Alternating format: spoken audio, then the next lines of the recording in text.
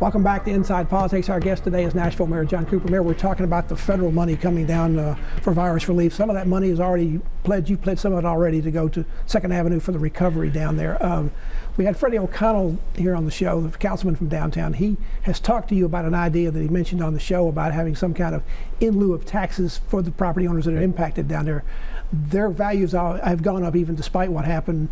This would give them a lower amount to pay. It wouldn't be the full taxes. Is that legal? Is that something you would back? Well, I'm super grateful to Councilman O'Connell. We need to put every clever financing strategy on the table in order to get a big vision done in 2nd Avenue. We need that restored, but actually improved. And to use this as an opportunity, I'm grateful to the ULI and the planning folks assembling a deep group of stakeholders to do the right visioning for how downtown needs to operate, and not only restoring and repairing the buildings, but is our traffic flow correct? Our streetscape, is that good? Whatever, our valued riverbank, is this an opportunity to turn this into a treasure for Nashville? So you think these will be the things that will keep the property owners down there to rebuild or restore or do something, even though it'll mean a lot more money not only for Metro to put in, but you're talking about the state being involved too? Well, I think the state wants to be involved. I mean, the state understands that the bombing was, though not a terrorist act, was imposed on these property owners and businesses, and here they're coming at the end of COVID and they had the bombing to deal with too.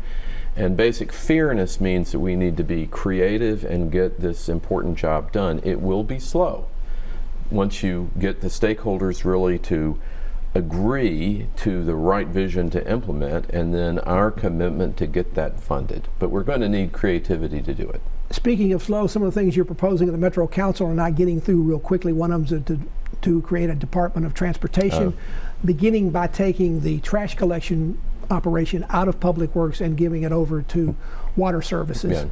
There's also been some talk out of your office about having some kind of solid waste fee that would fund that, but people already think they pay their property taxes to get their trash picked up. Why would you want to bring that up a year after you just raised property taxes 34%? Well, the first goal here is to have a super effective Department of Transportation. I mean, over the many years in Nashville, the Department of Public Works is kind of guys with trucks and guys with trucks with shovels. And we need a more modern approach to transportation as the city expands, and transportation is one of our big vulnerabilities in being a city that works. But your plan for transportation does not include putting WeGo in it. It's going to say separate, and that doesn't make sense. That's a major way the city is involved in moving people around the community. Show me a successful Department of Transportation and maybe it will expand its portfolio. But right now the Department of Transportation needs to implement things like smart cities investments. And we need to have a state-of-the-art transportation department that's using technology to flow our traffic better. And that's a different skill set than the traditional public works skill set. And having water morph into a sustainability vision, that with both water and waste, that we're managing our city in a safe and sustainable way in the future, is a different skill set. So I want to be able to recruit and to have a Department of Transportation director who is significant nationally and makes Nashville a model for how cities can maximize an investment in transportation to get benefit for cities. You're also looking to modernize the downtown parking system, the meters on the streets. There was one that your predecessor that you campaigned against was stopped, but you got one now. How is yours different? How is yours better? Well, ours is super different. We're not selling it. Right, and we're going to have... But you are going to have a private partner.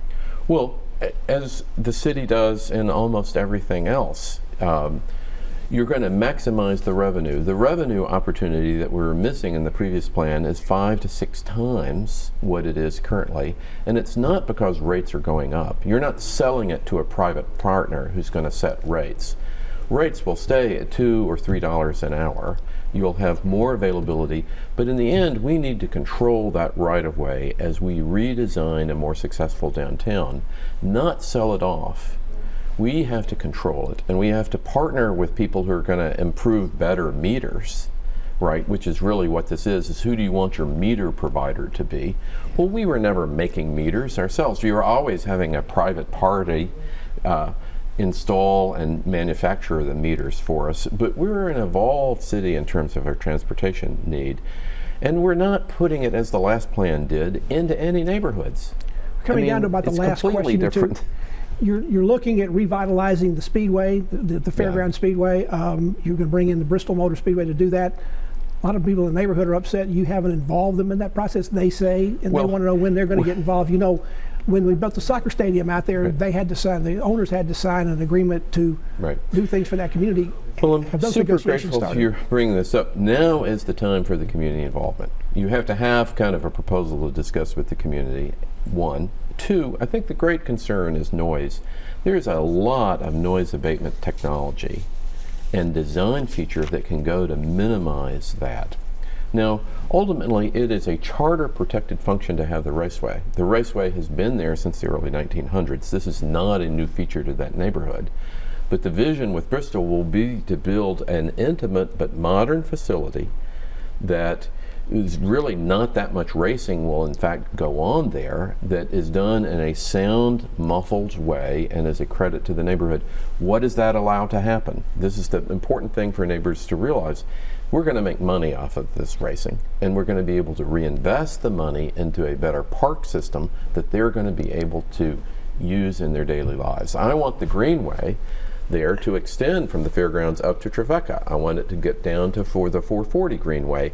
The future of connectivity and green space investment is made easier with these kind of smart deals. Mayor John Cooper, thank you so much for being on the program. Thanks for being my first guest back in studio. We won't be doing this much, but do appreciate you doing it. Thank you.